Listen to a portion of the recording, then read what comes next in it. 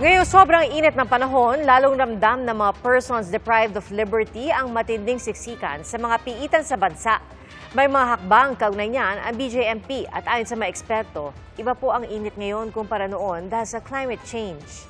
Saksi si Bernadette Reyes. Ilang araw nang mataas ang heat index o damang init sa Pangasinan. Kaya ang mga may palaisdaan nag-aalala para sa kanilang mga alaga. Walang hunang oxygen yung tubig kaya sa ibabaw na sila humihinga. Of course, mamamatay sila.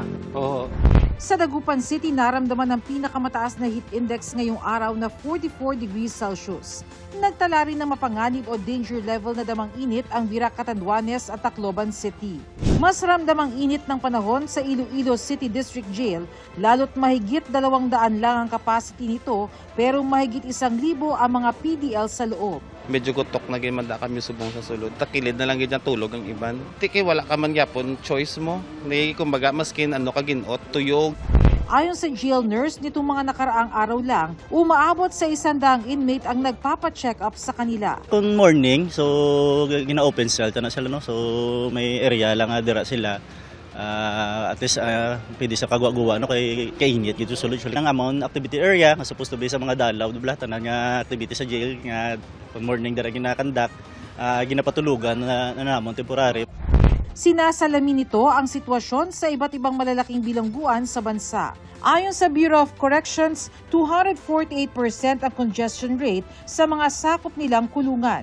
Kaya bukod daw sa infrastructure project ayon sa BJMP, nagpapatupad na sila ng mga hakbang para masiguro ang kaligtasan ng mga PDL.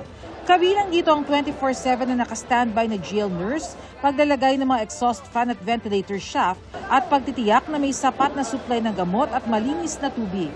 Marami pa ring paaralan sa bansa ang nagpapatupad ng asynchronous classes ngayong araw gaya sa Maynila.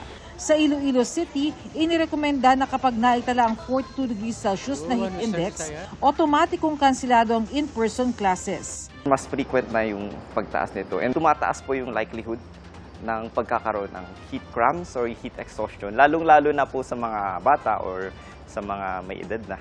Hindi pa opisyal na tag-init pero kanya-kanyang diskarte ng paglaban sa init ang mga Pinoy. Tulad ng nagyayelong baong tubig ng isang delivery rider. Babalot ko lang siya ng tela. Komportabling damit at dalang payong ng isang estudyante. Para hindi rin po ako mapahamak, 'di ba? May banta ng heat stroke. At binagong oras ng ehersisyo ng isang fitness enthusiast. Earlier na mga 7:30 para hindi masyadong mainit. Pati mga alagang baka sa Ilocos Norte, maagang pinaliliguan at pinaiinom ng tubig. Ayon sa UP Institute of Environmental Science and Meteorology, iba na ang init ngayon kumpara noon dahil sa climate change. Ito yung pagbabago ng klima dahil sa mga pag-release natin ng greenhouse gases. So kung i-compare natin siguro nung kabataan pa ng mga magulang natin compared sa ngayon, mas mainit na talaga siya in general. Sa buong mundo yan, pero may mga lugar kung saan mas ramdam ang init. Sa Metro Manila, mas madami din yung urban spaces. So, semento, essentially. So, nag-absorb siya ng init. No? And then, later on, during the day, nag-release din siya ng init. No? So, kaya mas lalong nagpapainit. Para maiwasan ang masamang epekto ng labis na init, iwasan ang sun exposure sa pagitan ng alas 10 ng umaga hanggang alas 4 ng hapon. Magsuot ng preskong pananamit at dapat laging maging hydrated. Bahagyang bumaba naman ang level ng tubig sa Angat Dam na nagsusupply ng mahigit 90% ng tubig sa Metro Manila. Nauna nang sinabi ng MWSS na wala silang nakikitang magiging shortage sa supply ng tubig sa buong taon. Para sa GMA Integrated News, ako si Bernadette Reyes, ang inyong saksi. Mga kapuso, maging una sa saksi. Mag-subscribe sa GMA Integrated News sa YouTube para sa iba't ibang balita.